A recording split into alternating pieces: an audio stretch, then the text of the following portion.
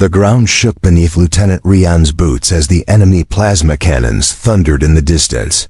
Smoke filled the air and blurred the once bright banners of the United Terran Fleet. Rion crouched behind the wreckage of a shattered drop pod, his rifle clutched tight and heart racing with each breath. The mission had been a diplomatic escort, not a battlefield drop. Yet here he was dodging alien artillery in the middle of a palace siege. The mission briefing had described the royal planet of Zorelia as a neutral zone. Its princess was said to be peaceful, even admired among other galactic empires for her grace and wisdom. But when Rion's squad landed, they were welcomed not by royal envoys, but by an ambush of unknown forces. Half of his unit was lost before the first transmission was sent back to command. The palace gates had closed, the skies filled with enemy warships, and every corridor turned into a death trap. Rion moved fast through the crystal corridors of the palace ruins, every step echoing between marble columns scarred by blast fire. His communicator fizzled with static, cutting him off from any friendly signal. He wasn't even sure if anyone else had made it inside. His orders had shifted from diplomacy to survival in the span of minutes. Now he had only one goal: reach the last known location of the princess and extract her. It wasn't out of loyalty or politics. Rion didn't know her. He had only seen her image during a short debrief, tall, blue-skinned, silver-eyed, a living embodiment of the elegance and mystery of her kind.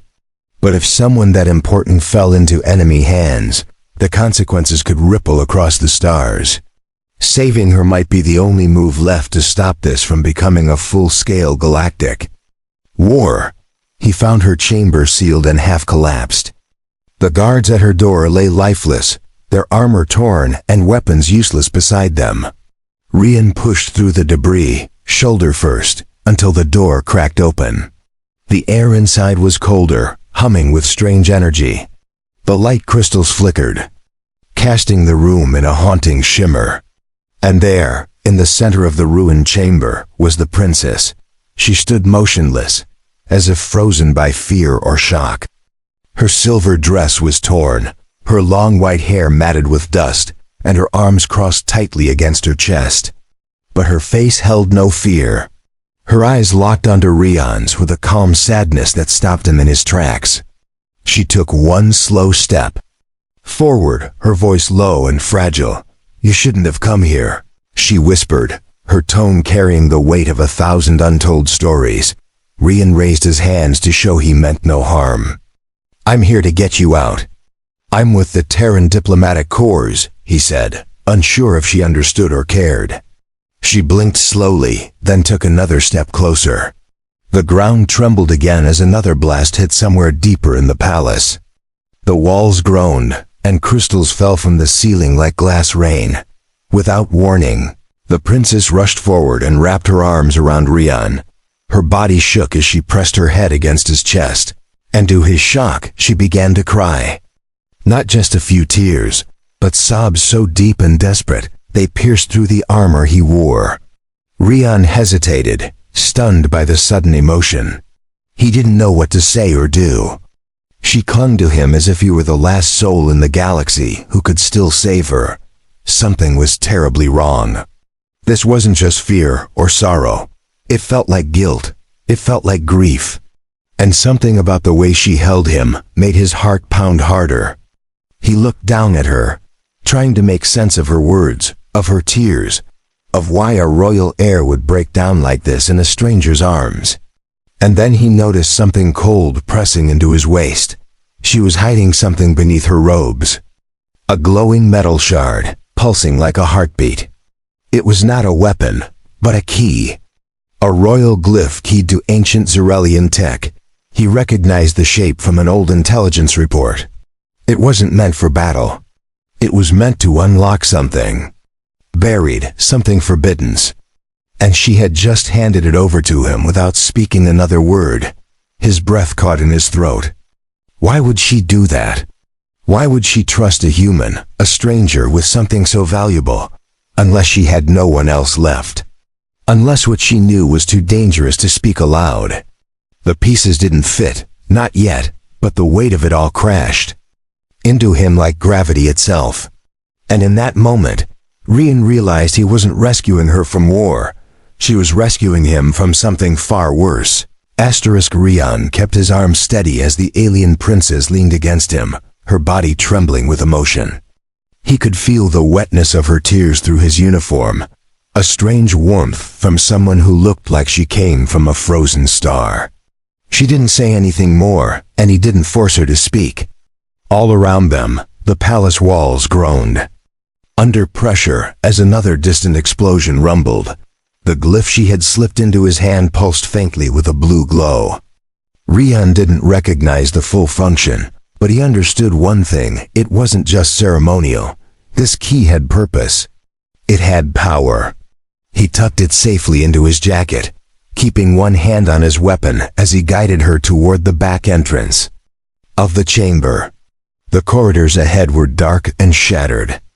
If they stayed here, they'd both die. They moved carefully through the broken palace, her steps quiet beside his heavier boots. Every corner looked like a grave. Marble pillars lay cracked across the floor. Golden banners were torn and burned. The scent of smoke, plasma, and old incense mixed in the air. The princess didn't speak, but her eyes kept scanning the shadows. She was looking for something or someone, but said nothing about it. Rian's earpiece crackled for a second, but then fell silent. Still no signal, no backup, no reinforcements. The enemy presence was still unknown. Whoever had launched the attack had come prepared. That much was clear. But what wasn't clear was why they hadn't taken the princess themselves.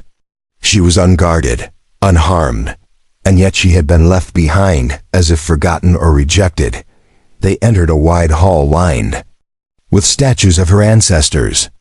Glowing white eyes followed them as they passed, frozen in poses of ancient victory and silent judgment. The princess slowed her pace and placed a hand on one of the statues. Her fingers lingered there for a moment, trembling slightly.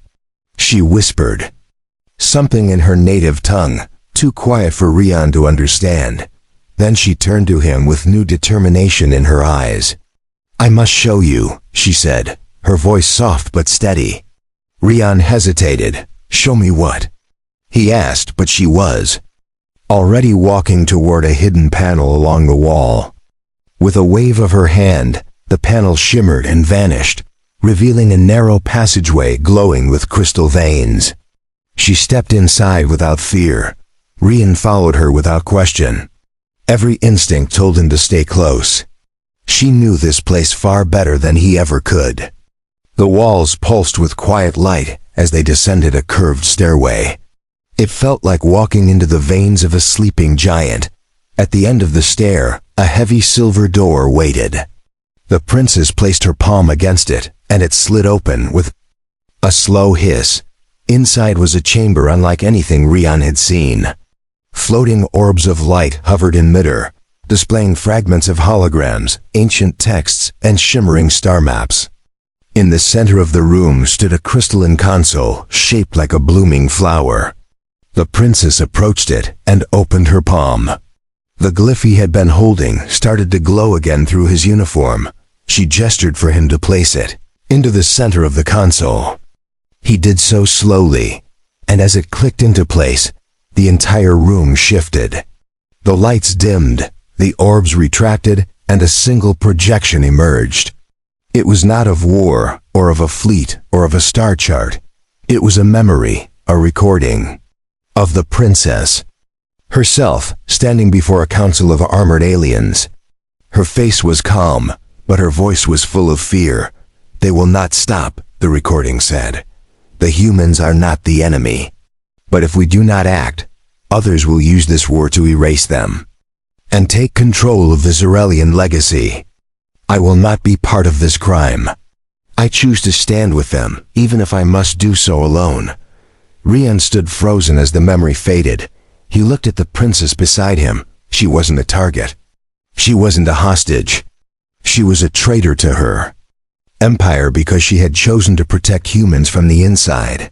And now, she had risked everything by putting that truth in his hands. Rian could still hear the words echo in his mind as the memory faded into the air. The princess had stood before her people and defied them. She had warned them that using humans as pawns in some hidden war would bring only shame. And now she had placed that same truth into Rian's hands without asking for anything in return.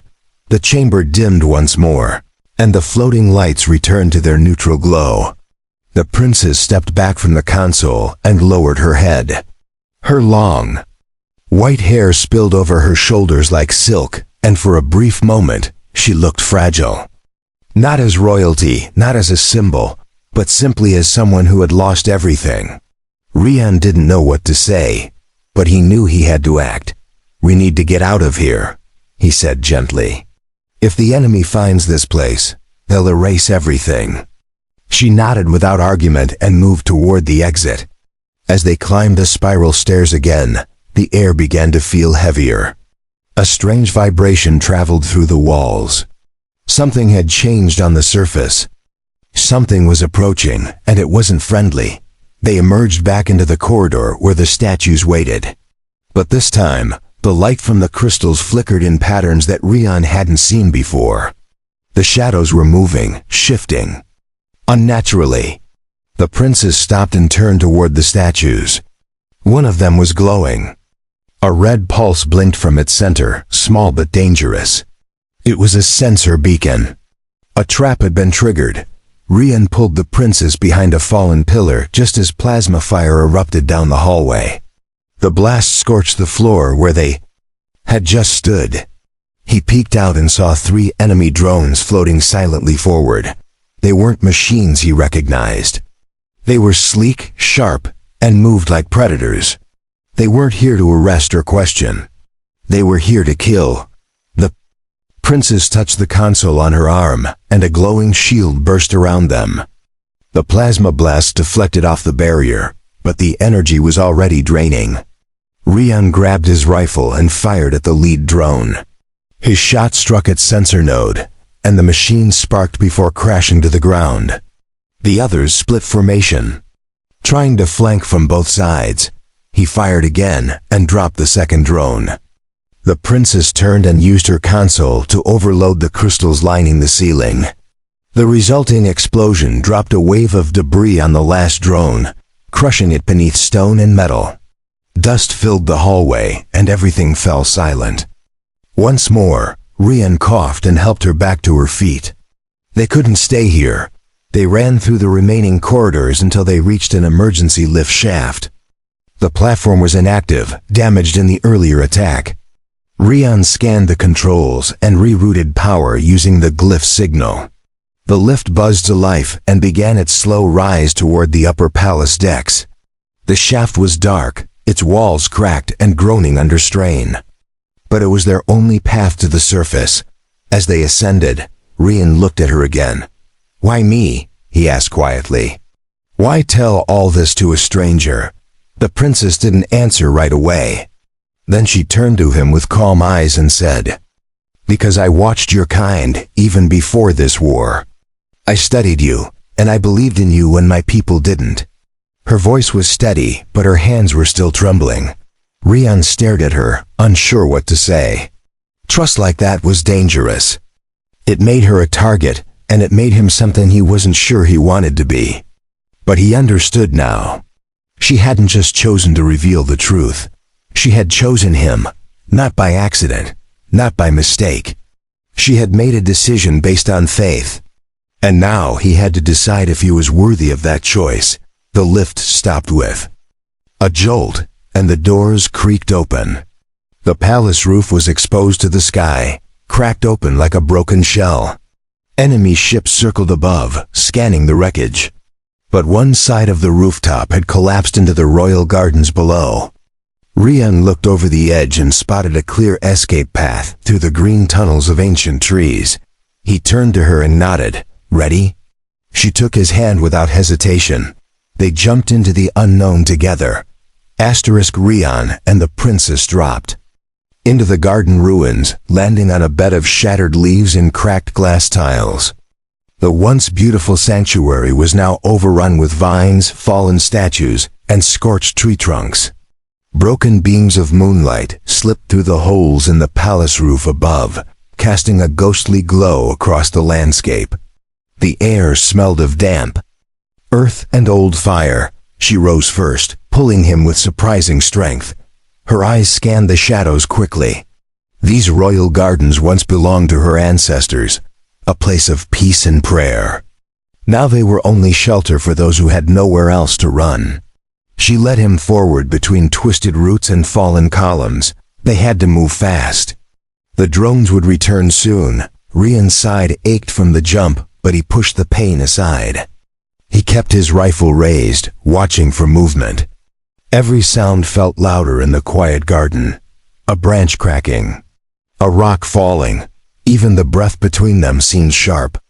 The princess walked like someone who had traveled this path before. Her steps were light, but confident. Rian stayed close behind. They reached a fountain covered in moss and half buried in rubble. She paused and touched the stone, pressing her fingers into a carved symbol. A hidden door clicked open in the wall behind it. The princess looked back at him with a small nod, then stepped into the dark tunnel. He followed without hesitation. The door slid shut behind them, leaving the war above. The tunnel was narrow and damp. Lights flickered to life as they passed, revealing carved walls with symbols of her people's history. Some showed moments of peace. Others told of ancient wars long forgotten. These tunnels were built for the royal line to escape in times of crisis, she whispered. But they have not been used for hundreds of years. Rian touched one of the walls as he walked. The carvings felt warm under his hand. They weren't just history. They were warnings. His boots echoed on the stone floor while the princess moved ahead in silence. The path eventually opened into a chamber lined with crystal columns. At the center sat a small ship no larger than a cargo shuttle. It was sleek, silver, and pulsing faintly with internal light. "This was my mother's personal vessel," the princess said. "It was hidden away in case the crown needed to vanish forever." She stepped forward and ran her hand across the surface. The ship responded instantly, unfolding its ramp and opening the cockpit. "I never thought I'd have to use it." Rian checked the fuel cell panel on the side. The ship had been kept ready for generations. Full power, fully armed, still untouched by the chaos above. He looked at her and asked, "Are we leaving your people behind?" She looked away, eyes dark. "They left me first," she said softly. "I begged them not to start this war. They exiled me before it even began." He didn't know how to answer. He couldn't fix her pain, but he could help her escape it. He motioned to the ramp. "Then let's leave this war behind too," he said. She hesitated for only a second, then climbed aboard. Rian followed and began scanning the controls.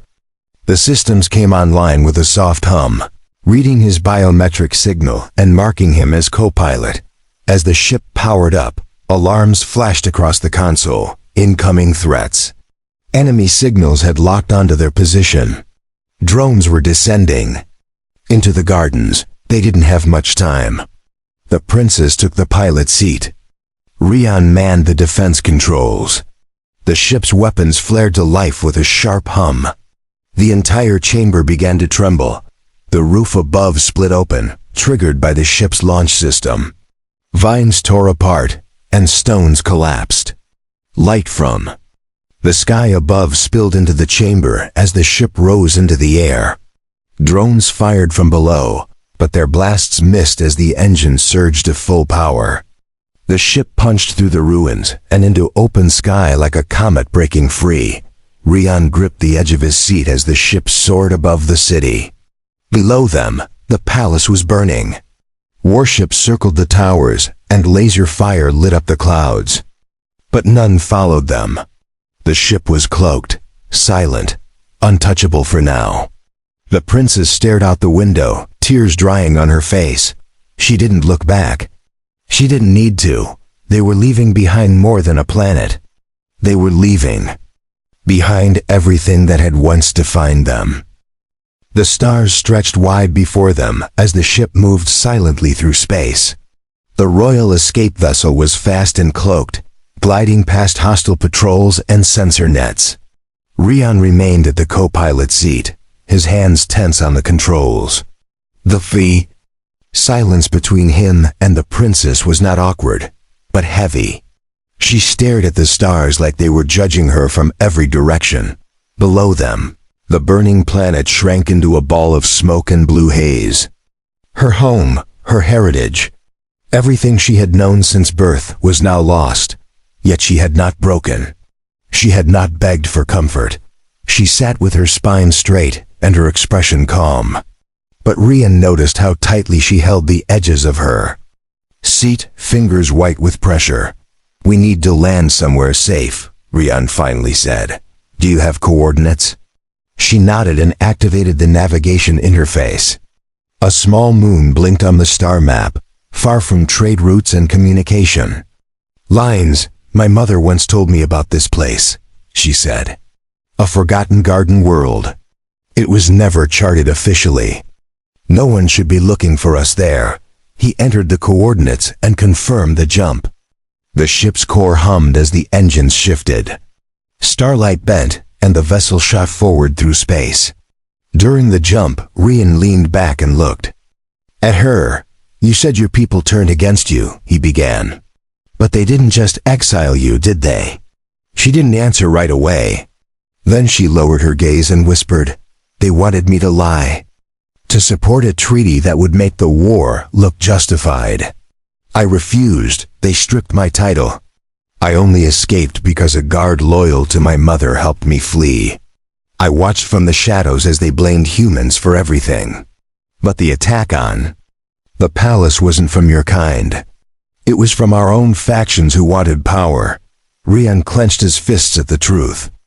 Billions could die because of lies. Alliances would crumble. Peace would burn before it ever reached paper. And she had risked everything to stop that from happening. "You didn't owe us anything," he said. "Why take that chance?" She looked at him, her silver eyes soft. "Because if someone didn't act, everyone would become monsters." The ship emerged from hyperspace above a green and gold moon surrounded by pale rings. Its surface shimmered with oceans, jungles, and untouched plains. The scanner detected no life, no satellites, no transmissions, a true ghost world. Rian guided the ship into descent while the princess activated the landing beacon. The vessel cut through the atmosphere like a whisper. They landed on a hill covered in blue grass, overlooking a wide river that sparkled under twin suns. Flowers of strange shapes waved in the breeze. Rian stepped outside first, scanning for danger. The air was breathable, warm, still. The place was untouched by war. It was a world forgotten by time, yet perfect for what they needed. A place to plan, a place to think. The princess stepped beside him and took a long breath. For the first time since they met, she closed her eyes and smiled. Not out of joy, but out of relief. She bent down and touched the grass, letting it slip between her fingers. "I used to dream of running here as a child," she said quietly. "Now I walk it as a fugitive." They spent hours gathering supplies from the ship and setting up a small shelter. The vessel's auto-defense system protected the perimeter, while Rian checked the long-range transmitter. He could send a burst transmission to Terran Command, but that would risk revealing their location. He looked to her. "If I send a signal, they might trace us, but they also might listen to you." She didn't answer immediately. Instead, she walked to the edge of the river and stared at her reflection. "I've already betrayed my kind. If I speak again, I'll be hunted across every system. But if I stay silent, the war continues. Tell me, Rian, what would a human do when silence means more death?" He didn't answer with words. He stepped beside her and stood still. The answer was already clear in both their hearts. Rian watched the twin suns begin to lower in the sky as golden light danced over the river.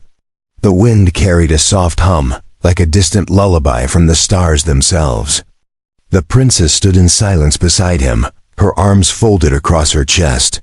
She had made a choice back on that war-torn planet. Now she was waiting for Rian to make his. He walked to the transmitter and powered it on, but paused before entering any code. "If I call them, they'll come for us. They might believe you, or they might come ready to take you into custody," he said. The princess looked at him calmly. "Then we'll find out if humanity values truth more than fear." Rian set the transmitter to a narrow burst, encrypted with his diplomatic clearance. He included her recorded memory from the underground archive, along with sensor logs from their escape. He spoke clearly into the mic, identifying himself and stating that he had a critical witness in custody. Then he sent the message and shut the device down instantly. Now all they could do was wait. The sky above remained clear, and the strange world offered no threat. The ship's defense system stayed quiet, no movement, no pursuit.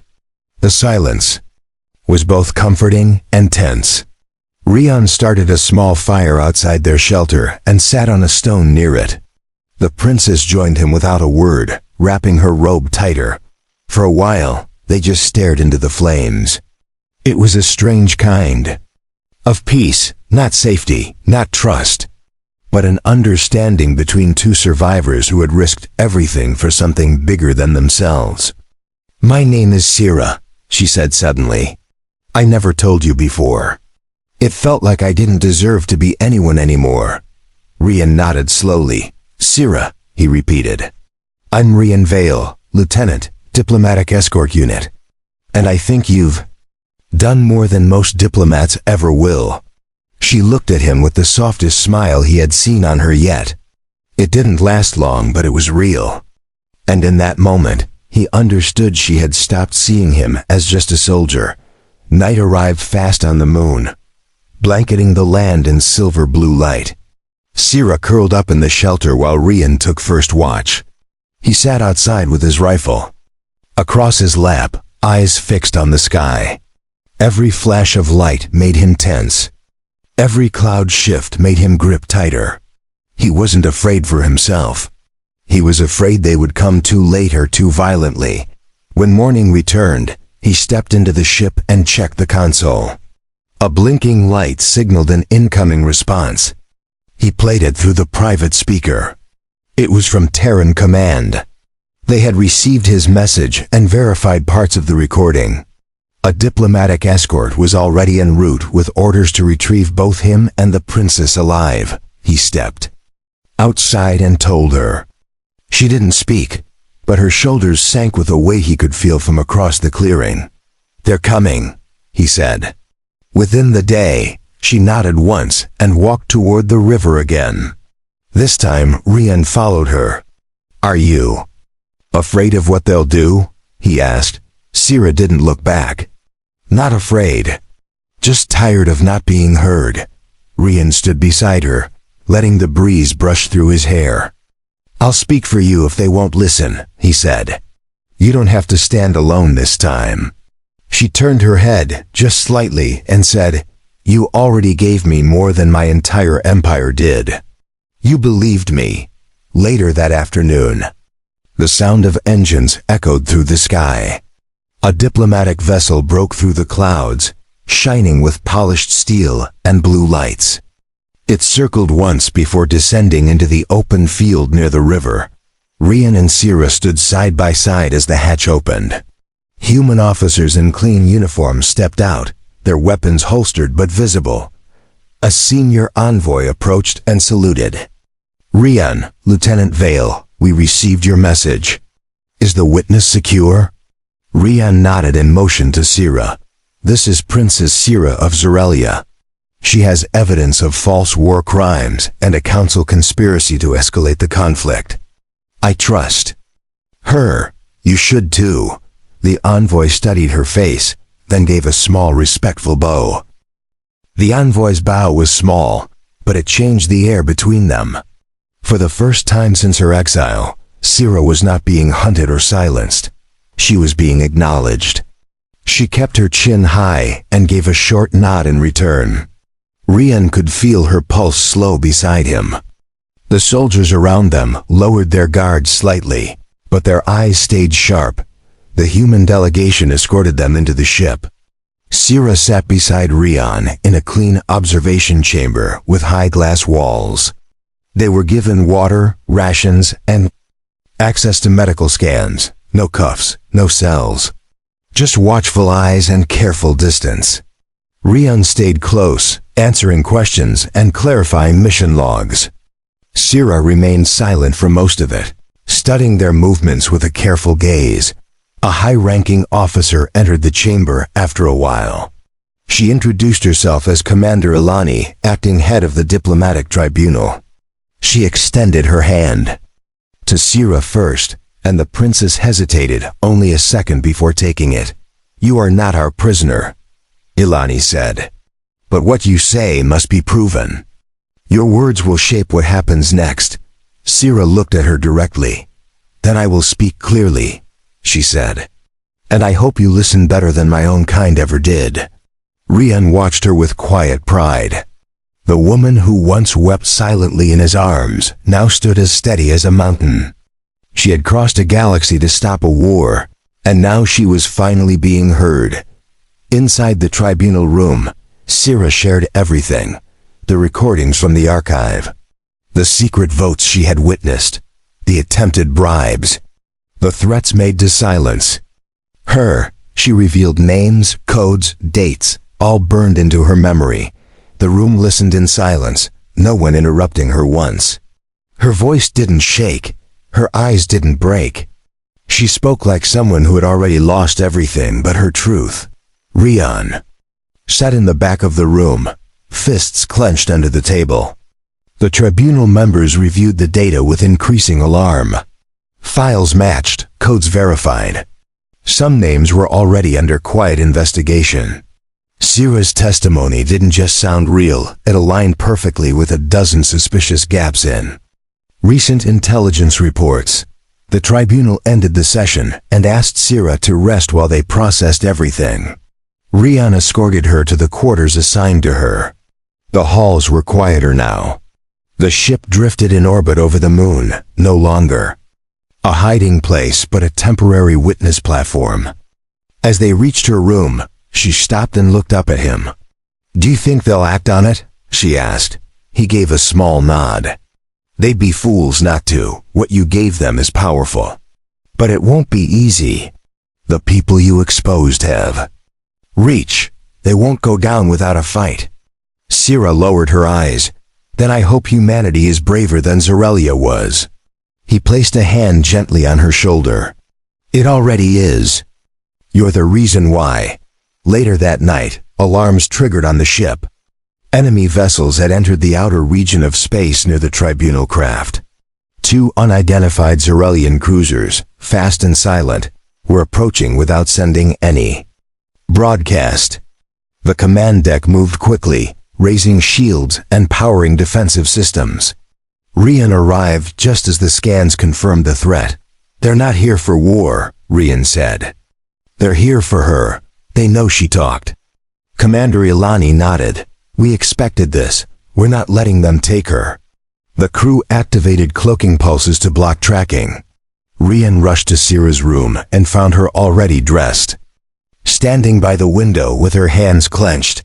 "They're here for me," she said. "I feel it." Rian stepped closer. "Then let's not let them win." She looked at him with something new in her expression. Not just fear, not just strength, but a sense of hope. "They wanted to erase me from history, but I've already told the truth. Whatever happens now, they can't take that away." Commander Ilani moved Sira to the reinforced core of the ship. Rian stayed by her side. The tribunal ship activated its emergency jump drive, preparing to make a short burst away from the current sector. If the Zorelian ships tried to follow, they'd be forced to break treaty laws and declare open war. It was a risk, but it was their only move. The engines roared beneath them as space around the hull shimmered with drive energy. Rian looked at Sira one last time before the jump. She reached out and took his hand without speaking. They jumped together, leaving the hunters behind. The Tribunal ship exited hyperspace in a distant system under Terran protection. Blue nebula clouds drifted across the viewport as smaller escort ships flanked the craft. Rian stood near the command deck's edge, watching everything unfold. He had faced war, betrayal, and death. But what came next would test something even deeper: trust between entire worlds. Sira walked onto the bridge beside him, dressed now in a Terran diplomatic robe. Her posture was proud but relaxed. There were no chains on her wrists, no guards behind her. She had been treated not as a prisoner, but as a guest. She had earned that through truth, and now the galaxy was about to hear it. The Tribunal officers had reviewed all her evidence. With the support of Terran Command, they released a sealed broadcast to all major galactic alliances. The message included her testimony, her recordings, and a formal statement signed by Sira and verified by Rian. It accused specific Xerelian officials of war crimes and manipulation designed to provoke false retaliation. The reaction came fast. Some alien empires condemned the message, calling it false propaganda. Others immediately called for investigation and diplomatic inquiry. A few of the exposed Xerelian council leaders resigned within hours. One was arrested trying to flee her embassy on a neutral moon. The truth was no longer a whisper in shadows. It had become a storm. Sira remained quiet through the reports, her eyes steady as each outcome was read aloud. Rian noticed she didn't smile or celebrate. This wasn't victory to her. It was justice paid with pain. And yet, something in her gaze had softened. Like a burden had been lifted from her shoulders after so long in silence. That evening, Rian joined her on the viewing platform overlooking the stars. The room was empty except for the two of them. He stood beside her, unsure what to say. She spoke first. "They asked me today if I wanted protection, a new name, a new life. They offered me a place to disappear quietly." He looked at her carefully. "And what did you say?" She turned her head toward him and replied, "I said no. I don't want to vanish. I want to stand where they can see me. I want to be the reminder that they couldn't silence me. And I want to help rebuild something better than what was destroyed." Rian gave a quiet nod. "Then you won't stand alone." She reached out and placed her hand on his arm. It wasn't a gesture of desperation anymore. It was strength, connection, gratitude. "Thank you for not letting go when I was afraid," she said. "You believed in me when even I didn't believe in myself." Their moment was interrupted by a soft chime. A message had come through. Commander Ilani's voice spoke over the speaker, calm and serious. "Lieutenant Rian Vale, you are hereby offered a permanent diplomatic role within the Terran Alliance Council. Your actions have prevented a galactic war. Your decision to escort and protect Princess Sira was an act of bravery and wisdom." Rian didn't answer right away. He turned to Sira, waiting to hear her thoughts. She smiled gently. "I think we've both been given a second chance. Maybe the universe is telling us not to waste it." He gave her a half smile in return and touched the communication panel. "I accept the position," he said. "But I want to be assigned to the Xerelian reconstruction effort. I started this journey with her. I want to finish it with her too." The Tribunal approved it within the hour. A joint mission was established between Terran and Xerelian reformers. Sira would serve as the bridge between her people and the humans who had once been blamed for everything. And Rian would stand beside her, not as a soldier, but as a voice of unity. As their new diplomatic vessel launched toward the Xerelian sector, Sira stood at the front of the observation deck. Rian stood close behind her, watching her face in the starlight. She looked forward without fear, the wind of change pushing them both toward something new. This time, when she reached for his hand, it wasn't because she was weeping. It was because she was ready to lead.